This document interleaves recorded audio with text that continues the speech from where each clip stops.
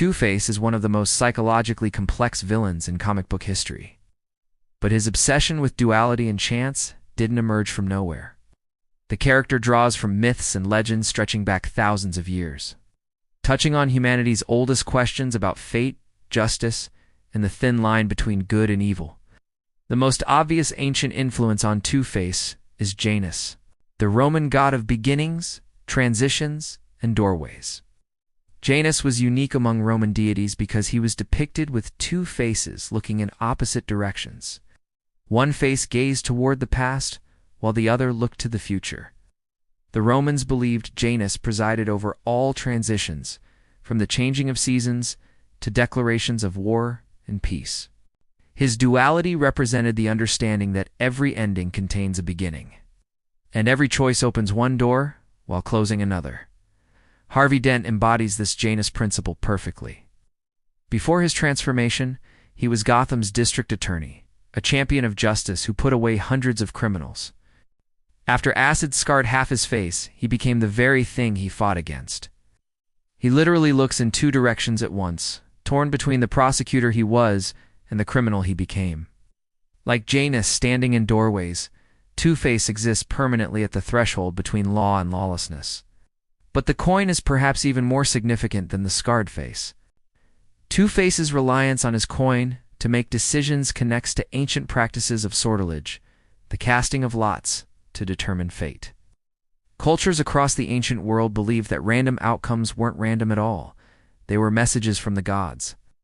The ancient Greeks practiced cleromancy, using marked stones or pottery shards to divine the will of Zeus. The Romans threw dice to consult with Fortuna, goddess of luck and fate. Even the Hebrew Bible describes the casting of lots to determine everything from land distribution to the selection of sacrificial goats. These weren't games of chance. They were sacred rituals that removed human bias from important decisions, letting divine wisdom speak through seemingly random outcomes. Two-Face corrupts this ancient tradition. His coin flip isn't about consulting the gods, it's about abdicating responsibility. When Harvey Dent lets the coin decide whether someone lives or dies, he's attempting to escape the crushing weight of moral choice. In his fractured mind, if the coin decides, then he isn't truly guilty. The universe itself has rendered judgment. This connects to another powerful ancient concept, the personification of fate itself.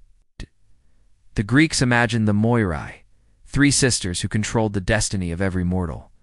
Clotho spun the thread of life, Lachesis measured its length, and Atropos cut it with her shears. Not even Zeus could overrule their decisions. Similarly, the Norse had the Norns, who carved fate into the trunk of the world tree. These weren't malevolent beings. They simply were. Fate was neither good nor evil. It was inevitable.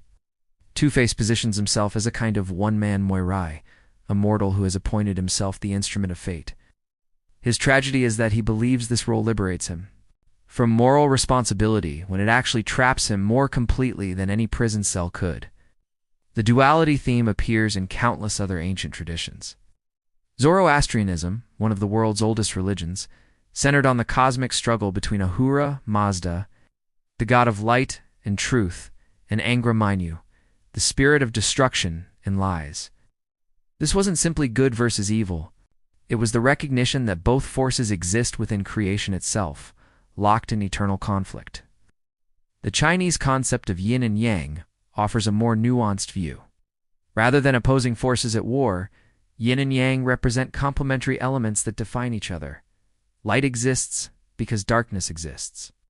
Order requires chaos to have meaning. Within the symbol's white section lies a black dot, and within the black section lies a white dot. Neither force is pure. Harvey Dent's scarred face literalizes this philosophy. He isn't a good man who became evil.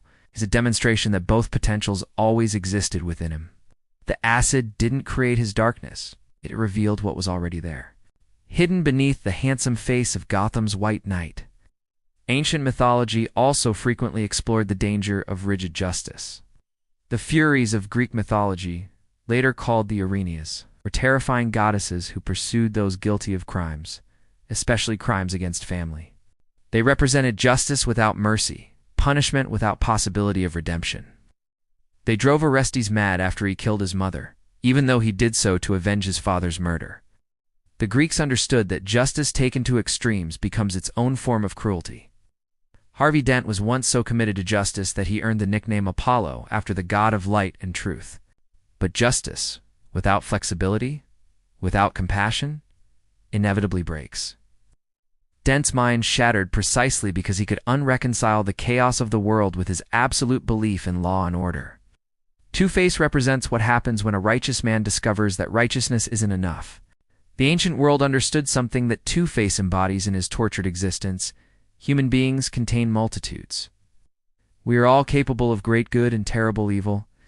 The coin never truly decides anything. It simply gives Harvey Dent permission to act on whichever impulse he's already feeling. That's the real legend behind Two-Face's dual fate. He isn't a monster created by accident. He's a mirror reflecting truths that humanity has grappled with for millennia.